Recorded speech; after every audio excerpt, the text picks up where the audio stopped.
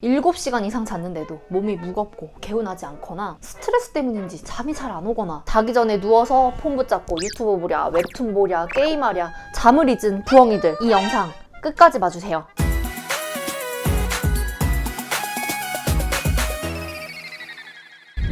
안녕하세요, 은희학사입니다. 오늘은 불면증일 때 도움이 되는 방법과 부작용이 부담스러운 수면제가 아닌 수면의 질을 개선해주는 성분과 약에 대한 이야기를 준비해봤습니다. 시대가 흐르고 세상이 점점 발전하면서 우리들은 수면과 수면 스트레스라는 키워드에 더욱더 관심이 갈 수밖에 없습니다. 그럴 수밖에 없는 게 여러 가지 사회적 관계에 얽혀 있으면서 받을 수 있는 스트레스 요소도 다양해졌고요. TV, 스마트폰은 점점 더 발전하고 재밌는 게 자꾸만 많아지니까 여기에 쏟게 되는 시간도 길어질 수밖에 없고, 그러다 보면 30분, 1시간씩 훌쩍 지나가 버리고요. 자야 되는데 스트레스, 걱정거리 생각하면 잠도 안 오고 막 오히려 더 각성되는 기분이랄까요? 그러다 보면 수면 시간 줄어들고 수면의 질도 떨어질 수밖에 없습니다. 알면서도 고치지 못하는 현대인들의 문제점입니다. 저는 다행히 머리만 닿으면 칼잡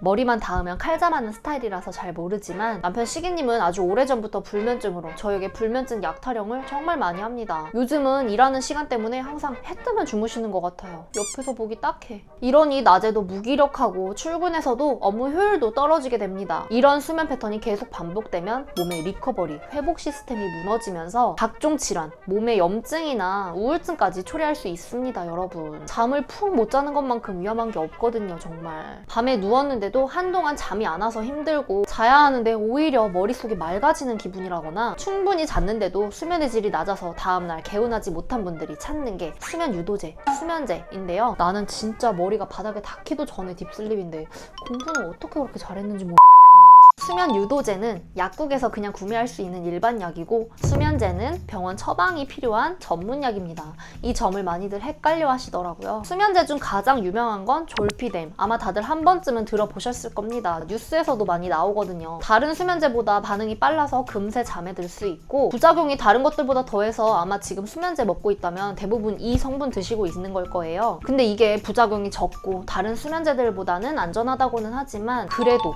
약이기 때문에 부작용이 아예 없을 수는 없거든요. 그래서 시기님이 불면증 때문에 수면제 먹고 싶다 해도 제가 우선 다른 것부터 제시하는 이유가 바로 이 이유입니다. 가장 흔한 건 두통인데요. 복용 환자 중에 15%, 100명이 먹으면 그중 15명은 두통을 호소했다는 겁니다. 또 자면서 악몽을 꾸거나 자고 일어나면 마치 시간이 순삭된 것처럼 기분이 이상하다거나, 자다 일어나서 내가 뭘 했다고 하는데 그게 나는 기억이 하나도 안 난다거나, 잠에 빨리 들게 하고 몇 시간 이상 잘 수 있게는 하지만 수면의 질을 개선해주지는 못한다는 겁니다. 또 장기, 과다 복용 시 기억력 저하, 뇌 기능 문제 등 심각한 부작용을 초래할 수도 있습니다. 그래서 졸피뎀은 불면증의 단기적인 치료제로 사용되고 있어요. 너무 괴로운 사람들이 필요할 때만 잠깐씩 드시는 거. 장기간 먹게 되면 아무래도 부작용도 걱정이고 약만 믿고 불면증을 개선하려는 노력을 안 하게 되기도 하고요. 근데 나는 수면 유도제도 먹어보고 좋다는 영양제도 먹어봤는데 그래도 개선이 안 된다면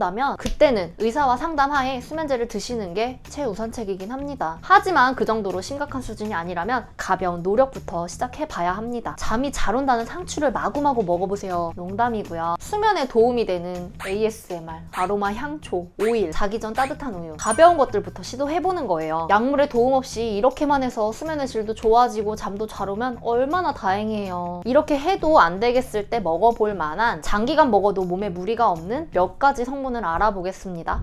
식약처에서 수면의 질 개선에 도움을 줄 수 있다고 한 감태 추출물과 스트레스로 인한 긴장 완화에 도움을 줄 수 있는 테아닌이 있는데요. 먼저 감태 추출물을 보면 해조류거든요. 이게 몸에서 어떤 원리로 작용하는지 궁금하실 텐데, 체내 여러 신경세포에 보면 가바 수용체라고 있습니다. 이 수용체에 여러 가지 가바 물질이 결합하면 신경세포의 흥분을 가라앉히는 작용을 하거든요. 그래서 이 가바를 억제성 신경 전달 물질이라고도 한단 말이죠. 근데 이 감태에서 추출한 플로르타닌이라는 성분이 그 가바 수용체에 결합할 수가 있는 거예요. 이렇게 중추신경계의 흥분을 억제하면 뇌가 좀 더 차분해지도록, 잠에 더 잘 들 수 있도록, 잠 들어서도 좋은 수면의 질이 유지될 수 있도록 해주는 작용을 합니다. 최대한 쉽게 설명해드렸는데 어렵진 않으시죠? 감태 추출물과 수면의 질 관계에 대한 그 연구 자료를 보면 복용한 그룹에서 수면 시간과 수면의 질이 상승한 걸 확인할 수 있었습니다. 테아닌, 이건 홍차나 녹차에 많이 들어있는 있는 아미노산입니다. 스트레스로 인한 긴장 완화에 도움을 주는 기능으로 인증받은 성분이에요. 안정감을 느끼게 하는 알파파를 증가시키기 때문에 잠들기 전 복용하는 게 질 좋은 수면에 도움이 될 수 있다는 거죠. 시중에 감태 추출물이나 태아닌 들어있는 영양제들 정말 다양하고 많거든요. 최근에